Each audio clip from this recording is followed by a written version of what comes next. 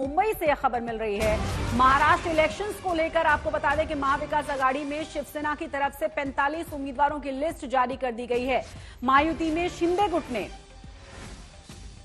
गुट की तरफ से 45 उम्मीदवारों की लिस्ट जारी की गई है। एकनाथ शिंदे ठाणे की कोपरी 5 पाखाड़ी चुनाव लड़ने वाले हैं। तो लगातार महायुति या महाविकास आघाड़ी दोनों ही गठबंधनों में कश्मकश जारी थी, मैराथन बैठकें चल रही थी। कहा यह गया है कि महायुति की तरफ से भी साफ हो गया है फॉर्मूला, और साथ ही साथ महाविकास आघाड़ी की तरफ से भी बहुत ही जल्द साफ कर दिया जाएगा, क्योंकि कुछ देर पहले ही उनकी भी लंबी मैराथन बैठक खत्म हुई है। फिलहाल जानकारी ये मिल रही है कि महायुति में शिंदे गुट ने अपने 45 उम्मीदवारों की पहली लिस्ट को जारी कर दिया है। एकनाथ शिंदे ठाणे की कोपरी 5 पाखाड़ी से चुनाव लड़ने वाले हैं।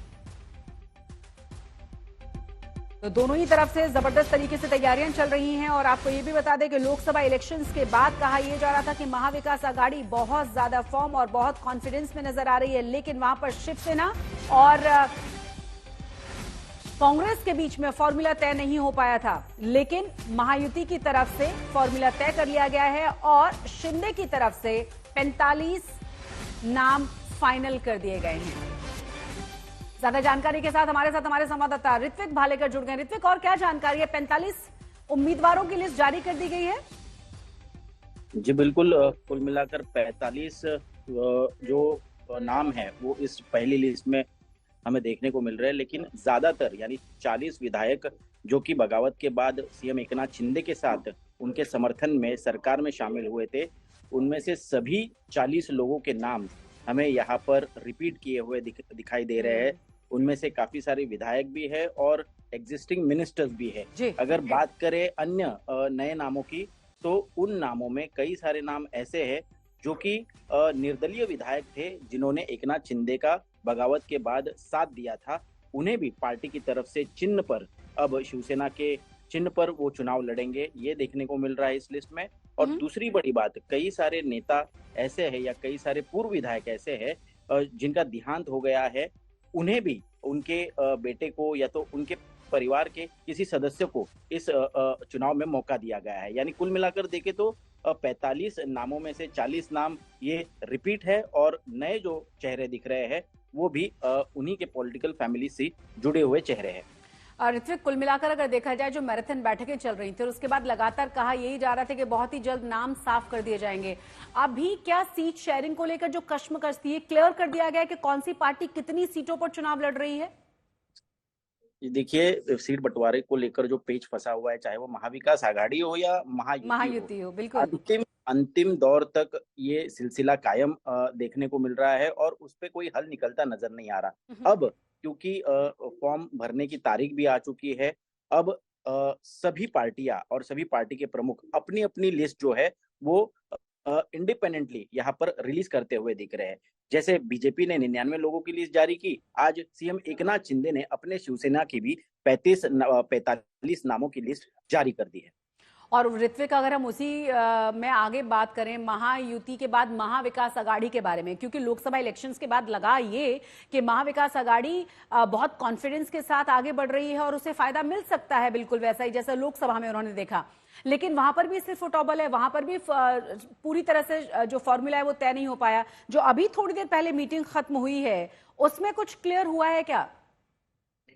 देखिए, अंतिम दौर की बैठक मानी जा रही थी, इसके बाद आगे चर्चा नहीं की जाएगी और कल इकट्ठा तीनों भी महाविकास आघाड़ी के दल प्रेस कॉन्फ्रेंस को संबोधित करेंगे। लेकिन अभी जो फिलहाल सूत्रों के हवाले से जानकारी मिल रही है, कुछ सीटों पर अभी भी पेच फंसा हुआ है, उन पर सहमति नहीं बन पा रही है। बताया जा रहा है कि संजय राउत, शिवसेना यूबीटी के नेता सांसद, वो बैठक छोड़कर चले गए। हालांकि बात लगभग तय हो गई है, लेकिन कुछ सीटों को लेकर पेच फंसा हुआ है। अब आगे जाकर क्या उद्धव ठाकरे की शिवसेना भी अपनी लिस्ट कल जारी कर देगी या इकट्ठा सभी मिलकर एक सीट डिस्ट्रीब्यूशन का अधिकृत फॉर्मूला घोषित करेंगे, ये देखना बहुत ही महत्वपूर्ण है। एक बार फिर से अपने दर्शकों को खबर बता दें, 45 उम्मीदवारों की लिस्ट जारी कर दी गई है। महायुति में फॉर्मूला निकाल लिया गया है और आपको ये भी बता दें कि शिंदे की तरफ से 45 नामों का ऐलान कर दिया गया है कि उनकी तरफ से कौन कौन चुनाव लड़ने जा रहा है। हालांकि अभी तक कौन कितनी सीटों पर लड़ रहा है, मतलब गठबंधन में कितनी सीटों पर बीजेपी लड़ रही है, कितनी सीटों पर अजीत पवार की पार्टी लड़ रही है और कितनी सीटों पर शिंदे लड़ रहे हैं, ये क्लियरली सामने नहीं है। लेकिन 99 सीटों पर जहां नाम फाइनल किए हैं बीजेपी की तरफ से, वहीं 45 सीटों पर अब से कुछ ही देर पहले शिंदे की तरफ से भी नाम फाइनल कर दिए गए हैं। तो महायुति की हमने बात की, अब महाविकास अघाड़ी की हम बात कर लेते हैं, क्योंकि सीटों को लेकर वहां मंथन लंबे समय तक हुआ है। मैराथन बैठक वहां पर हुई है।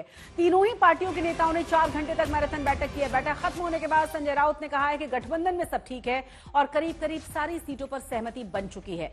संजय राउत के मुताबिक अब एमवीए की कोई बैठक नहीं होगी और कल महाविकास अघाड़ी की ओर से, जैसा कि हमारे संवाददाता भी बता रहे थे, कि आधिकारिक तौर पर सीटों का ऐलान कर दिया जाएगा प्रेस कॉन्फ्रेंस करके, और तीनों ही पार्टियां उस प्रेस कॉन्फ्रेंस में मौजूद होंगी।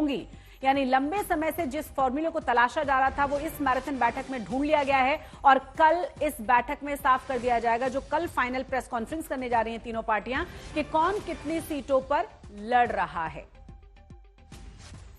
तो 4 घंटे तक महाविकास अघाड़ी की बैठक चली है। जानकारी यह भी मिली थी कि संजय राउत नाराज होकर चले गए, लेकिन संजय राउत ने ही कहा है कि अब इस पर आगे बैठक नहीं होगी और कल होगी प्रेस कॉन्फ्रेंस। ज्यादा जानकारी के साथ हमारे संवाददाता ऋत्विक भालेकर बने हुए हैं। ऋत्विक, आप यही कह रहे थे कि फाइनल हो गया और कल प्रेस कॉन्फ्रेंस में साफ हो जाएगा कि कौन कितनी सीटों पर लड़ेगा। जी बिल्कुल, देखिए 15 सीटों को लेकर पेच फंसा हुआ था, जिसको लेकर बात आगे नहीं बढ़ रही थी। 2 दिनों तक सीट शेयरिंग का डेडलॉक देखने को मिला। उसके बाद खुद शरद पवार को महाविकास आघाड़ी के सभी नेताओं से बातचीत करनी पड़ी, उनको मीडिएट करना पड़ा, और जिसके बाद अब कांग्रेस के आला नेता ने भी कहा कि बाला साहब थोरात बात करेंगे और बात को आगे बढ़ाएंगे। उद्धव ठाकरे से उन्होंने मुलाकात की, उसके बाद शरद पवार से मुलाकात की, जिसके बाद आखिरकार फिर एक बार आज दोपहर 4 बजे के बाद महाविकास आघाड़ी के सभी नेता ग्रैंड हयात होटल में बैठक के लिए इकट्ठा हुए। हालांकि 4 घंटे की बैठक की मशक्कत के बाद क्या कोई ठोस फॉर्मूला सामने आया है, तो अब तक ऐसा कोई फॉर्मूला सामने आता नहीं बेशक दिख रहा। चाणक्य की भूमिका में नजर आ रहे हैं शरद पवार। बहुत सारे नेताओं से बात करके काम डाउन उन्होंने किया है, लेकिन कहा यह भी जा रहा है ना कि जो कांग्रेस का कॉन्फिडेंस है वो उसकी जीत की वजह से, और इसीलिए वो डटी हुई है कि वो जिन जिन सीट्स पर दावेदारी कर रही है वो सीटें उन्हें मिलें। जी बिल्कुल, देखिए शशि, ये कॉन्फिडेंस तो लोकसभा चुनाव नतीजों के बाद ही कांग्रेस में देखा जा रहा है, और बात सिर्फ सीट के बंटवारों को लेकर नहीं अड़ी है, तो आखिरकार सीएम पद के दावेदारी पर भी कहीं ना कहीं पेच फंसा हुआ है। ऐसे में अगर देखा जाए तो जो ज्यादा सीटें लड़ेगा, जो ज्यादा सीटें जीतेगा, उसी का दावा मुख्यमंत्री पद पर होगा। और ऐसे में ये खींचातानी जो हमें देखने को मिल रही है सीटों के बंटवारे में, वो उसी के चलते देखने को मिल रही है। और मुझे लगता है चाहे वो यूबीटी शिवसेना हो या तो कांग्रेस हो, दोनों चाहते हैं कि ज्यादा से ज्यादा सीटें लड़े, ज्यादा से ज्यादा सीटें जीते और बाद में मुख्यमंत्री पद पर भी दावा कर पाए।